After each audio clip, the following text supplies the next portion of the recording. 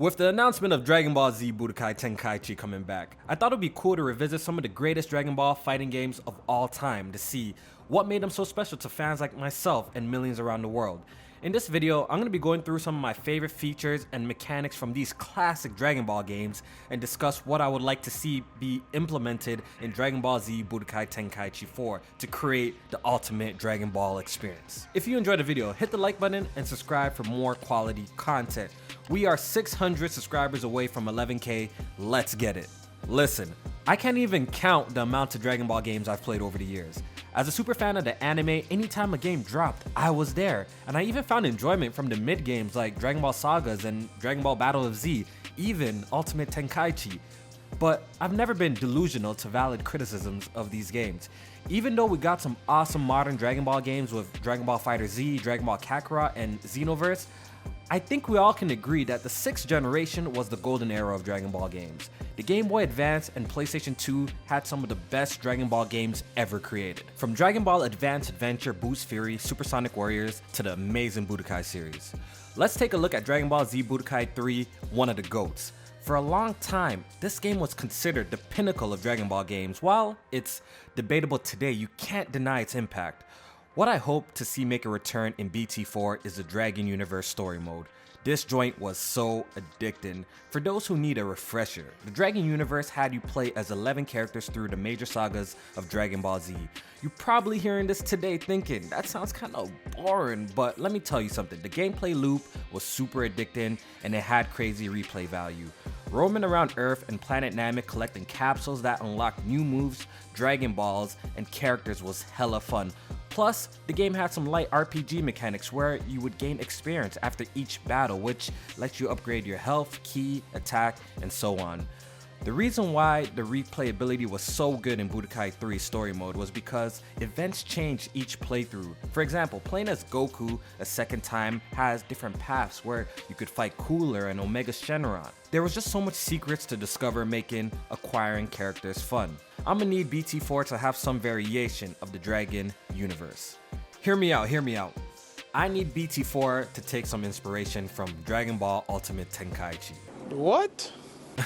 Listen, I think we all can agree that UT wasn't very good, but it does have one feature I would like to see make a return, and that feature is its environmental destruction, which is arguably the best we have seen in any Dragon Ball game. There's nothing like doing an ultimate move leaving the stage looking like this, in shambles. Alright, let's take a look at another goated Dragon Ball game we need BT4 to get inspiration from. Dragon Ball Z Budokai Tenkaichi 3.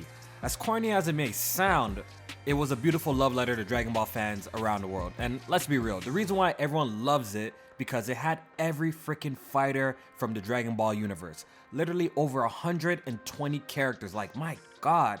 The game even had freaking Aider, like what are we talking about?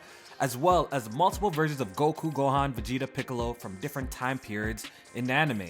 I know the running joke for Dragon Ball FighterZ is that it has a million Gokus, but I think I could speak for BT3 fans that we need that shit in BT4. Do you know how lit it was being able to play as Goku at every stage of his life? Literally from Kid Goku to GT. The roster of characters was unbelievable, and this is where, unfortunately, I actually have some concerns. 2005 was a different time. And realistically, I can't picture a brand new Budokai Tenkaichi game releasing with that kind of roster. We are in an age of season passes and DLC content. I'm sure the base game is going to have a decent size character roster, but best believe they're going to be locking some characters behind a paywall. That's just where gaming is at today. In a perfect world, BT4 will launch with every single character that was in BT3 plus all the new characters that has been introduced in Dragon Ball Super, but I don't see that happening. This is definitely going to get a whole bunch of DLC and season passes. In my personal opinion, Dragon Ball FighterZ is the best Dragon Ball fighting game ever created. Arc System Works has set the bar in creating a beautiful, competitive Dragon Ball fighter. The attention to detail in this game is so great. I've seen people do side-by-side comparisons with the anime, and it literally looks one for one. One of my favorite features from FighterZ I would like to see implemented in BT4 is dramatic finishes. Finishing your opponent off with a classic set piece moment if all requirements was met was so awesome. I remember when I got my first dramatic finish online, that shit had me so hyped. We need that back. And lastly, I need BT4 to take some inspiration from Dragon Ball Rage and Blast. The what if content in that game was super dope.